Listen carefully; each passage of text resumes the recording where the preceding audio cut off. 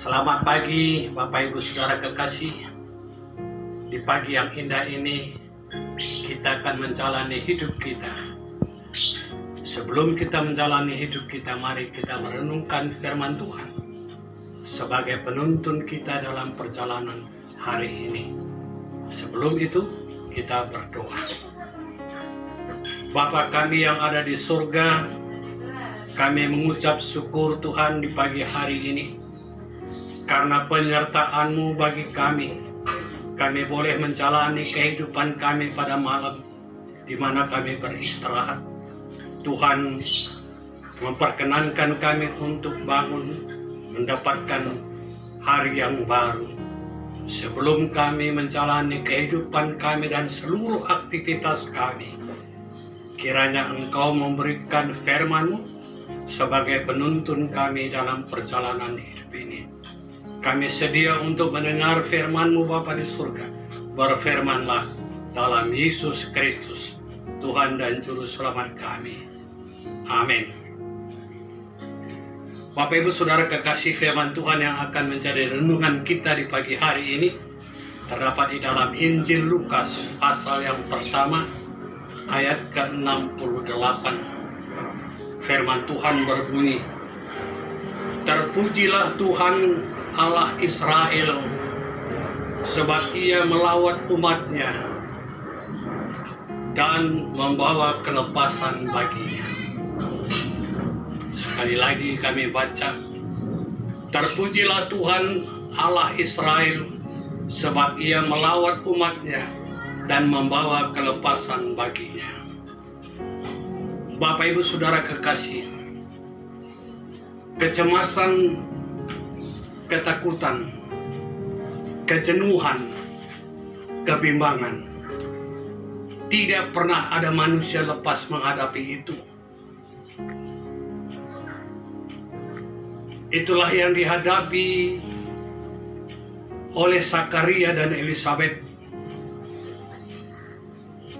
Perjalanan kehidupan rumah tangga mereka.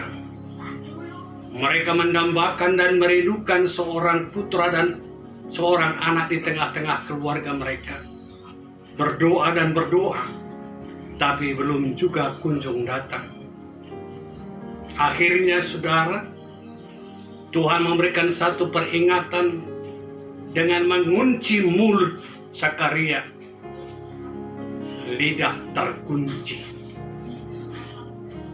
Tetapi satu hal yang luar biasa, Zakaria tidak pernah berputus asa, berdoa dan berdoa. Tiba saatnya Elisabet melahirkan seorang putra. Zakaria menulis namanya di atas batu tulis. Putra yang dilahirkannya bernama Yohanes. Pada saat dia menulis nama Yohanes, terbukalah mulutnya, terlepaslah lidahnya, dan ia memuji Tuhan, sehingga ia berkata, "Terpujilah Allah Israel, sebab Ia melawat umat-Nya dan membawa kelepasan baginya." Ia tidak pernah melupakan umat-Nya. Ia tidak pernah melupakan umat-Nya untuk melepaskan umat itu dari segala pergumulan. Saudaraku yang kekasih, kecemasan, ketakutan, kejenuhan, kebimbangan itu juga yang dihadapi oleh kita semua di tengah-tengah bangsa dan negara ini. Dengan adanya pandemi COVID-19, tetapi kita tidak boleh berbuat apa-apa dan tidak mampu berbuat apapun kecuali berdoa bagi Tuhan. Dan tidak jenuh dan tidak bosan untuk berdoa. Yakinlah pada satu saat Tuhan akan melepaskan kita dari belenggu COVID-19 ini. Dengan satu catatan, jangan jenuh, jangan takut, dan jangan cemas. Saudaraku yang kekasih, kami juga mengingatkan saudara-saudara di tengah-tengah keluarga yang belum mendapatkan keturunan di tengah-tengah keluarga mereka, saudara. ingat apa yang diperbuat oleh Zakaria, dan dia berdoa dan tidak pernah lepas dari doa, dan ia setia. Yakinlah saudara bahwa di tengah-tengah keluarga saudara tiba saatnya Tuhan akan menganugerahkan apa yang saudara harapkan indah pada waktunya. Saudaraku yang kekasih, firman Tuhan ini mengingatkan kita supaya kita tidak boleh jenuh, tidak boleh takut, tidak boleh cemas, tidak boleh bimbang. Karena tiba saatnya semua itu akan sirna, karena Tuhan beserta dengan kita. Oleh sebab itu saudara, perjalanan hidup kita sepanjang hari ini, mari kita serahkan hidup kita ke dalamnya. Dan Tuhan mengharapkan dan meminta kita supaya dari hidup kita mampu memuji Tuhan semesta alam, Allah Israel. Terpujilah Tuhan Bapa di surga melalui Yesus Kristus. Amin. Kita berdoa.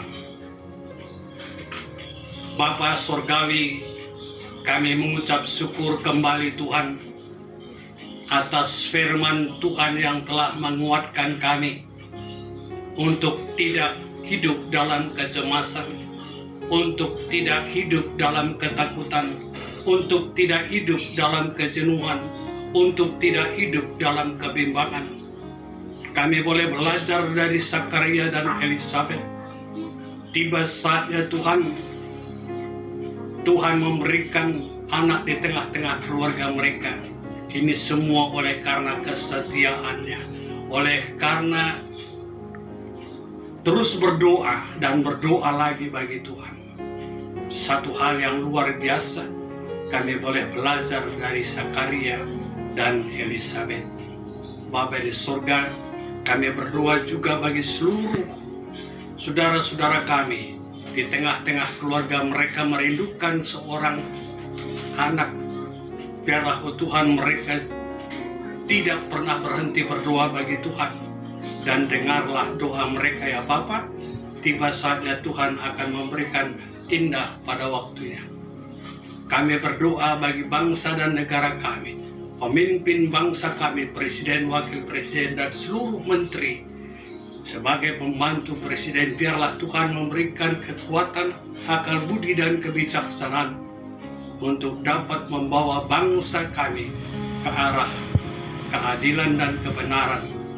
Bapa di surga, pandemik COVID-19 yang mengancam kehidupan kami di tengah-tengah bangsa dan negara ini, biarlah Tuhan upaya-upaya yang dibuat oleh tim medis, dokter, dan perawat seluruh aparat negara, Engkau berkati supaya tiba saatnya Tuhan COVID-19 ini sirna dari bumi persada yang kami cintai ini.